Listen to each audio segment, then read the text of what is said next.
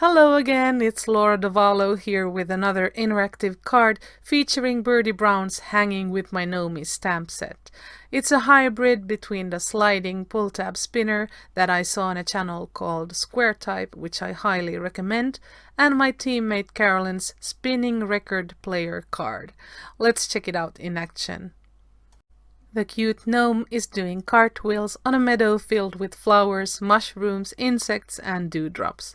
Although I prefer hidden mechanisms, there's still an element of surprise to this one, since you expect it to be a simple slider card.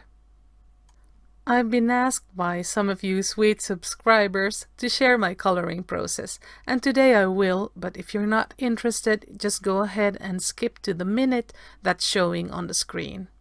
So when I color a critter, I usually start with the skin. Here I'm applying my lightest shade, E000, to the face, ears, hands and legs, or what little is showing of all of these body parts. Then I usually add some blush with the R20. In this case we have almost no cheeks showing, but we do have a nice nose that we can apply it to. I'm leaving an uncolored spot at the upper right side of the nose to make it look shiny. Next I'm reaching for the E11, which is my darkest skin color today, and I'm applying it to the parts of the skin that lie in the shadow, below the rim of the hat, the inside of the ears, parts of the hands, and to the lower border of the nose.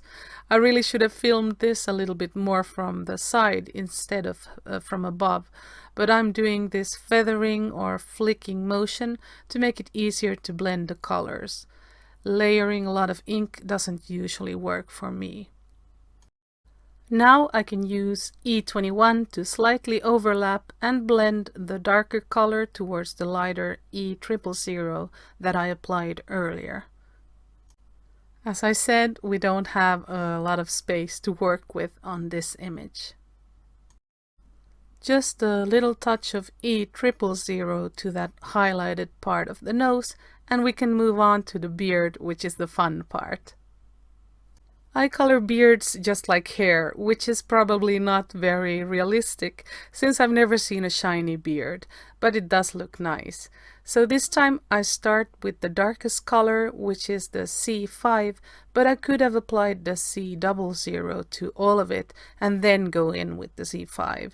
It's easier to rotate the paper so that you can flick the marker and push the color away from you.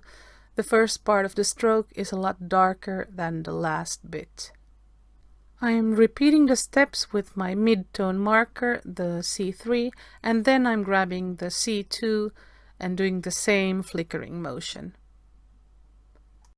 This time we actually want those brush strokes to show and look like hair, although I will later use sharp pencils for this.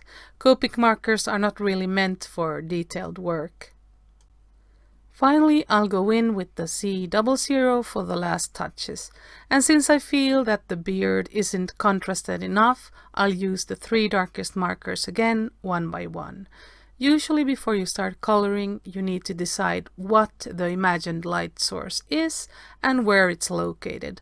But since this gnome is moving and the scene isn't very realistic, I'm just doing a general shading. Maybe the sun is behind the gnome and slightly to the right of him. Next I can move on to the clothing. I'm using these 3 deep shades of blue, starting with the B06, which I'm going to apply to the darkest part of the hat and shirt. I'll blend it out with the B04, and finally I'll use the B02 to smooth out the colors. If we wanted to add a little texture imitating the fabric, we could do some cross-hatching, either with the markers or later on with the Prismacolor pencils. Regular fabric isn't very shiny at all, so the ink blending will be more discreet than in other more highlighted areas. Okay, the hat is looking too flat, so here I'm quickly adding a little bit more of the 2 darkest colors and thus creating the illusion of volume. Let's add some more B04 and we're done. For the shoes and belt, I'm using these 3 shades of brown, the E59, E57 and E55. I always have difficulties with the brown markers because the tips tend to get too saturated and I have to replace them often or they'll stop working. So if you have any advice on how to avoid this, I'll gladly take it. Also, I'm not a fan of adding white gel pen to my highlighted areas because it sometimes makes the subjects look very shiny, like they're made of glass or porcelain, which can be awesome if we're making a card with garden gnomes. But for a more natural look, I prefer to let the white of the paper show through those highlighted parts, like I'm doing with the shoes. For the belt buckle, I just used a bit of Y17 and Y15. Lastly, I'm adding the final touches with sharp Prismacolor pencils. They are a great way to achieve more detail and dimension without being afraid of going over the lines, which is easy to do with the clumsier and larger Copic brush nibs. So here I'm drawing some hair with a mechanical pencil. This is definitely my favorite part of coloring beard and hair because it really makes a difference in the final result. Okay, now we can move on to creating the rest of the card.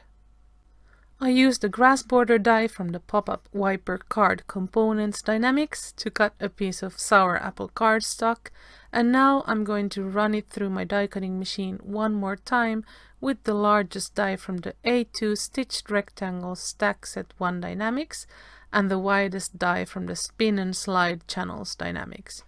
I've placed the channel die about 1.5 inches from the edge of the rectangle die, but this really depends on what critter you're using. The mechanism itself doesn't need a lot of space. If you want to create this card, go ahead and make the grass look awesome with ink blending and water or ink drops. But remember that you will also need to do this to the pull tab and to the panel which goes underneath the slider panel. I was feeling a little bit lazy, so I just left it simple. And here I'm using gumdrop green ink to add some color to the edge of the grass. Off camera, I heat embossed the sentiment from the cute birthday bud set in white, but the hop, flip and jump set also has some cute sentiments that you could use for this card. Besides the slider panel, you will also need a complete A2 panel in sour apple cardstock and a card base. Mine measures 5 5/8 by 8 3/4. I die cut the pull tab from the interactive pull tabs dynamics twice to stack the pieces and make it really sturdy. It measures 1 inch by 5 1/4. Next, we need to center our pull tab behind the slider channel. I drew a line on the back of it to make this easier. Just make it coincide vertically with the center of the channel. Then we can grab a pencil and trace around it. Then we need to figure out where its starting position should be so that the word pull from the interactive label stamp set is visible. And I'm drawing a little reference line for the foam tape right there. Okay, once we know our pull tab starting position, we can punch a 1/4 inch hole in it for our spinning mechanism. It's of course going to go right behind the spinning element, which in this case is our cute gnome. I'm using my long reach hole punch, but you could also use a die for this. You will also need a couple of circles. These are from the interactive swing dynamics and they measure 3/4 of an inch in diameter, but you could also use 1 inch circles for this. I actually die cut 3 so that I could use one of them as a template to mark the center of the other 2. In order for this mechanism to work, we will need one of these plastic spin and slide discs. It's the key to the whole thing. I'm filing it with a nail file so that it will adhere perfectly to our die cut circles. And now I'm using this strong glossy accents adhesive to adhere it to the center of one of them. While it's drying, let's have a look at another important element, the sleeve or collar piece. Mine is from the Up and Down Dynamics, but you can make it yourself if you don't have this set. I'm sure you've seen me using one of these before. You just wrap it around a pull tab, apply glue or double-sided adhesive to close it, and then you adhere it to the back of your mechanism panel to keep the pull tab sliding straight.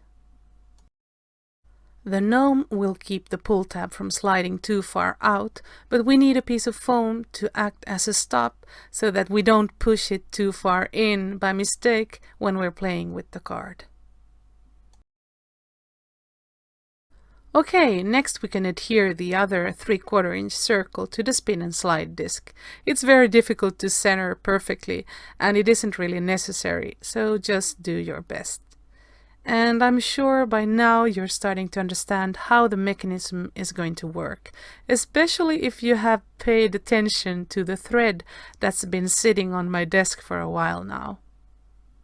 I'm skipping ahead to where I've already added foam tape to the back of my slider panel, and now I'm going to show you how we're going to use the thread to make our element spin.